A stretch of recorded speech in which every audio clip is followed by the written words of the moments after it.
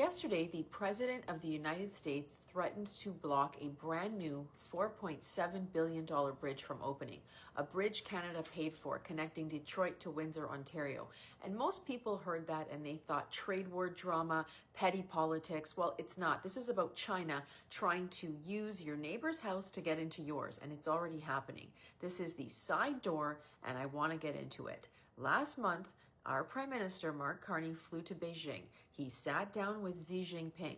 They came out of that meeting with what they're calling a new strategic partnership.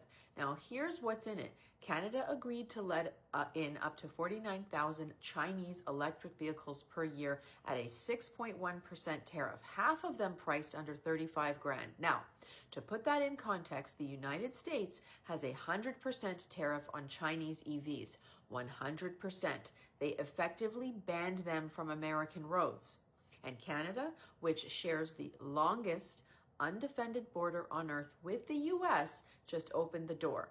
And it's not just imports. Carney's government is in active talks to build a joint venture EV manufacturing plant with Chinese automakers on Canadian soil, where 90% of Canadian-made vehicles get exported to the United States. Chinese state media didn't even try to be subtle about it. The China Daily wrote that Canada should pursue strategic autonomy from Washington. The Global Times said Ottawa has been awakened from blindly following the US. They're openly saying it. Leave America. Come to us.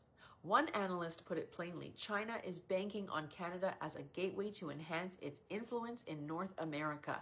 And that's not my interpretation. That's the analysis. But here's why EVs aren't just cars. This is what people get wrong. They hear electric vehicles, they think about cars, they think about emissions, they think about the auto industry. This is not that. A modern Chinese EV is a surveillance platform on wheels. Every single one has something called a cellular Internet of Things module, a CIM. It controls the vehicle's sensors, its cameras, microphones, GPS, the engine, and everything. It's connected to the internet at all times, just like the phone in your pocket. Chinese companies manufacture 64% of all CIMs sold globally, 75% of Internet of Things connections worldwide, and here's the part that matters.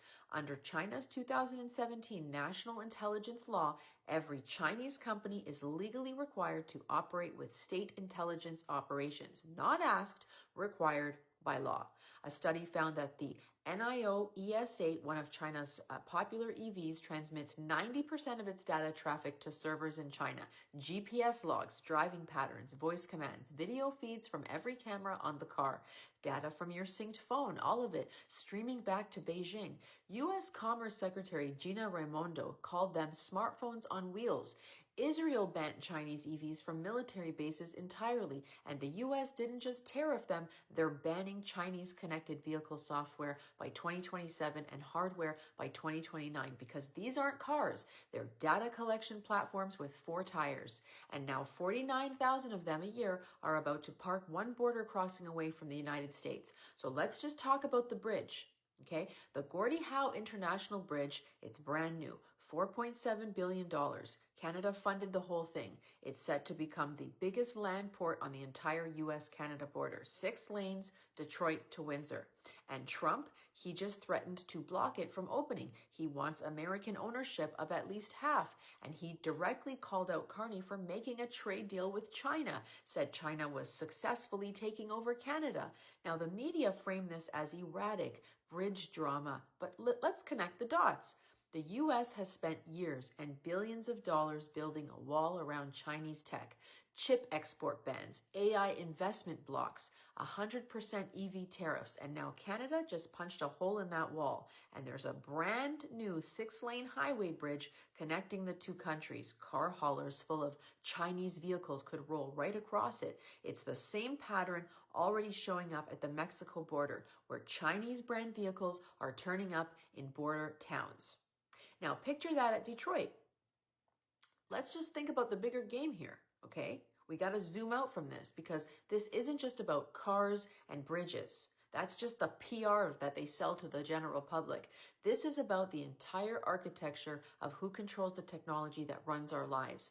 The US is trying to decouple from China across the board. Chips, AI, quantum computing, biotech investment, the Senate passed legislation to block outbound American investment in Chinese semiconductor, AI, and quantum sectors. They banned advanced NVIDIA AI chips from being exported to China. They're coordinating with Japan and the Netherlands to choke off semiconductor manufacturing equipment. And China is hitting back. They control 85 to 90% of global rare earth processing, the stuff you need to make the EV batteries, the semiconductors, the fighter jets, the guided missiles. Beijing expanded export controls on 12 rare earth elements. They're weaponizing the supply chain. Markets lost $1.5 trillion in 2 days the last time they escalated. So picture the chessboard. The U.S. slams the front door. China can't get in. Trump's aggressive tariffs push Canada away from the U.S. China swoops in with cheap EVs, trade deals, infrastructure investment, a strategic partnership with his buddy, our Prime Minister. Suddenly, Chinese technology, Chinese manufacturing, and Chinese data infrastructure are sitting right next door. China didn't need to break into Fortress America. They just needed to befriend the neighbor who has a key. And it's not just vehicles. Nanomaterials manufactured in China are already in over 1,300 consumer products globally. Cosmetics, sunscreen, food packaging, most of it unlabeled, barely regulated. Chinese-made Internet of Things modules sit inside 75% of connected devices worldwide.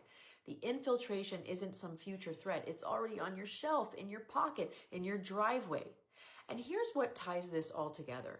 Pay attention to the language.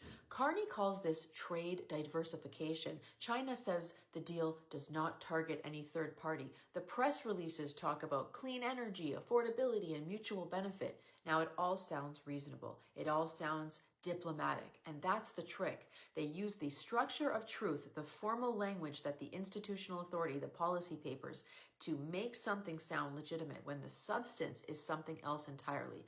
Strategic partnership means opening the door to Chinese surveillance tech.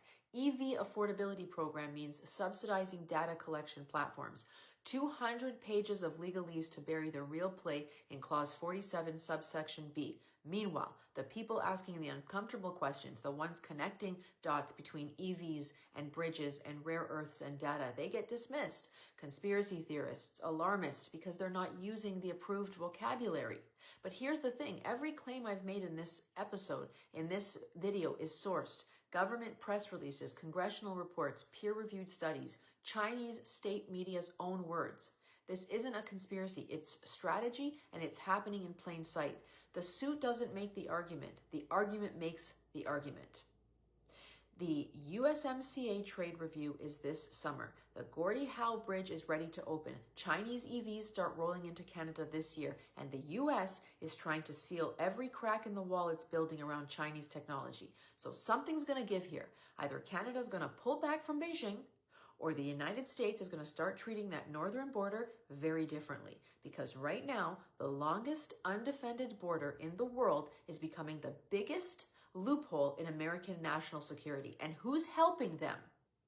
Who's helping them? This isn't about diversification. This is about Mark Carney helping China. And we need to ask ourselves why.